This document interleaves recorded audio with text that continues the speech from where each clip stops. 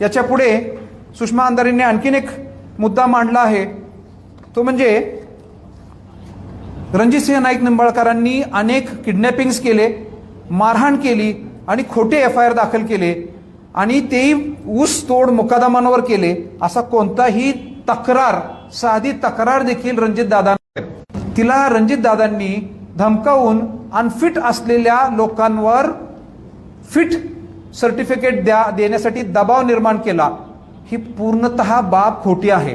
तुम्ही आता मीडियाचे रिपोर्ट्स पाहिले ह्या 2 दिवसातले, तर त्याच्यामध्ये स्पष्टपणे असं आहे की पोलिसांनी या मयत डॉक्टर भगिनीच्या विरुद्ध तिच्या वरिष्ठांकडे 3 वेळा तक्रारी केलेल्या आहेत, ज्यामध्ये तिने स्पष्टपणे म्हटलेलं आहे पोलिसांनी की या डॉक्टर महिला आम्हाला रात्री उशिरा का आणले, पेशंट रात्री उशिरा अटकपूर्व वैद्यकीय तपासणीसाठी का आणले, त्यामुळे ये फिट असताना सुद्धा मी अनफिट असा शेरा मारून त्यांना ऍडमिट करणार आहे.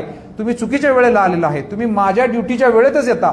आणि त्यामुळे पोलिसांनी 3 तक्रारी तिच्या वरिष्ठांकडे केलेल्या आहेत, ज्याची निर्गती सुद्धा झालेली आहे.